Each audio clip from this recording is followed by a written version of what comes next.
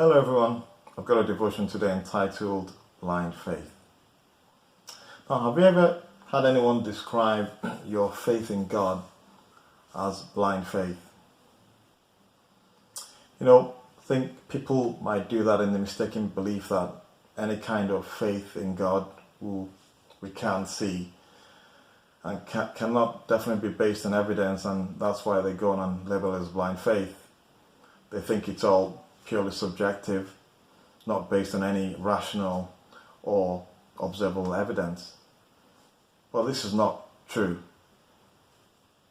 as far as true Christian faith is concerned, because we believe because of the evidence of things that we've actually seen. If you look at, for example, the arguments for the existence of God, when you sort of work out and think about the origins of the world, how the creation is all laid out in order with the apparent handprints of a designer, it makes sense that someone put this in place, that a being put this in place. When we think, for example, of the historical evidence surrounding the life of Christ, the Gospels were written either by eyewitnesses or close associates of eyewitnesses or to the life of Christ. In fact, there are very few credible people today, credible people who actually believe that Jesus did not exist. The issue is not necessarily whether Jesus existed or not. It's really whether you believe in what he actually said. And then finally, not the last type of evidence is the testimonies of changed lives. When you see people whose lives have been changed from the kingdom of darkness into light, and the amazing transforming power of God in people's lives, that's a tremendous source of evidence. This talk of blind faith also, ignores the fact that in everyday life, we tend to put our trust in things that we can't fully prove.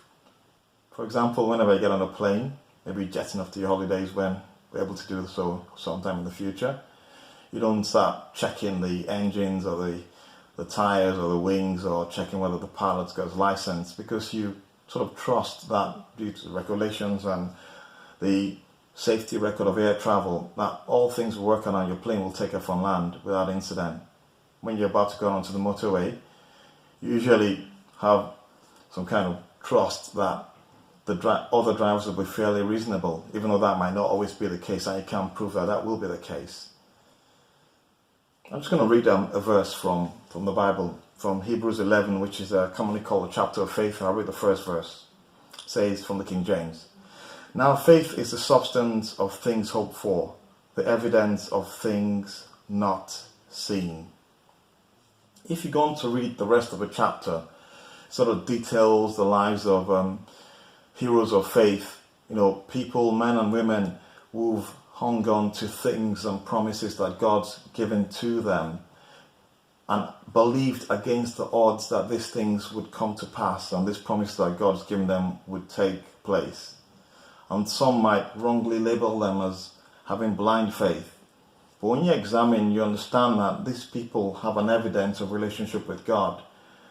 So they have a relationship with God, and that has acted as the platform from which they can launch their faith. Now, at this time, as we sort of celebrate the birth of Christ, from we've just discussed, we do believe existed from historical evidence, which is quite clear. Let us by faith look to the hope of the resurrection and eternal life, which he also promised us. God bless you. Have a nice Christmas.